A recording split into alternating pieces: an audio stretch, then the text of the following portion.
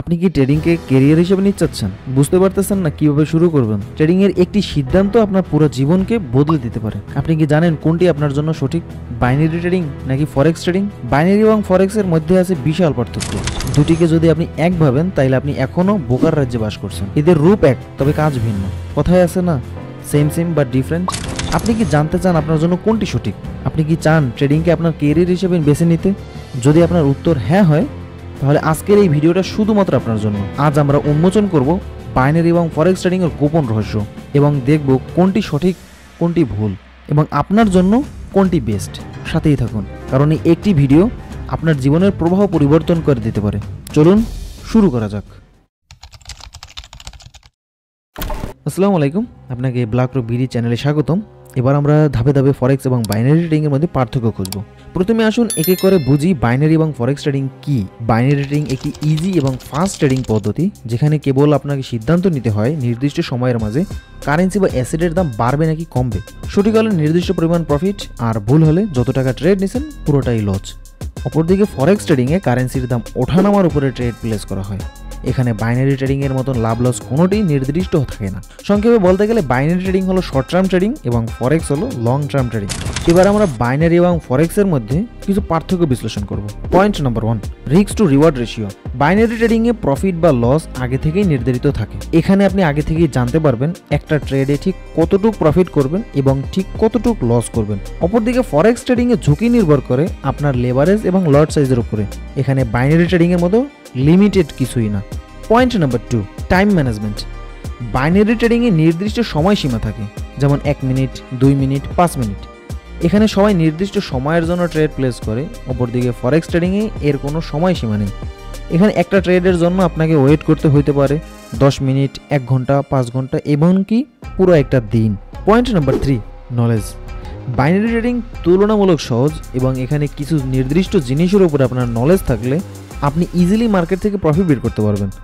তবে অপরদিকে forex trading এর মাধ্যমে আপনার প্রফিট বের করতে হলে অবশ্যই আপনাকে টেকনিক্যাল এবং ফান্ডামেন্টাল অ্যানালাইসিসে এক্সপার্ট হতে হবে, যা মাস্টার করার জন্য আপনাকে 6 মাস থেকে 1 বছর, এমনকি এর থেকেও বেশি সময় লাগতে পারে।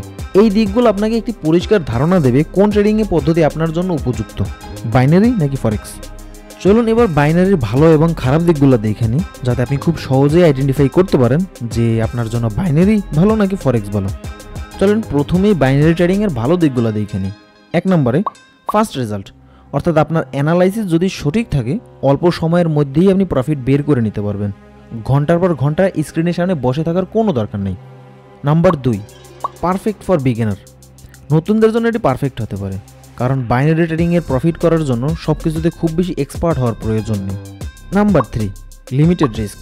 এখানে প্রতিটা ট্রেডের লস লিমিটেড থাকে, যা আগে থেকেই নির্দিষ্ট করা থাকে। Number 4, start with low capital. এখানে $50 এবং $100 ধারাই আপনি ট্রেডিংটা শুরু করতে পারবেন এবং সঠিক নলেজ থাকলে আপনি এটা থেকে প্রফিটেবল হতে পারবেন। তবে ফরেক্সের বেলায় এটা কখনোই সম্ভব না। Number 5, big profit.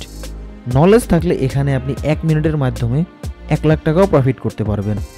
চলেন এবার বাইনারি ট্রেডিং এর কিছু খারাপ দিক দেখে নিই। Number 1, no exit system.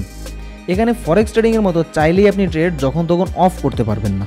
যদি অফ করতে হয় তাহলে সেটা লসেই আপনাকে অফ করতে হবে। Number 2, limited profit. এখানে চাইলেই আপনি আনলিমিটেড প্রফিট বা লস কোনোটাই করতে পারবেন না। এখানে একটি ট্রেডে সর্বোচ্চ আপনাকে 93% রিটার্ন পাবেন। এটি অনেকের মতে খারাপ দিক। Number 3, limited time. এখানে প্রতিটি ট্রেডের জন্য নির্দিষ্ট সময় থাকে। এখানে ফরেক্সের মতন আপনি চাইলেই ট্রেড হোল্ড করতে পারবেন না। এছাড়া উল্লেখযোগ্য আর কোনো খারাপ দিক আমি পাইনি। যদি আপনারা পেয়ে থাকেন অবশ্যই কমেন্ট করে জানাবেন। বাইনারি ট্রেডিংয়ে প্রফিট এর চান্স বেশি থাকে, কিন্তু সতর্ক না থাকলে ক্ষতির সম্ভাবনাও বেশি। চলেন এবার ফরেক্স ট্রেডিংয়ের ভালো এবং খারাপ দিকগুলো আমরা গবেষণা করে দেখি।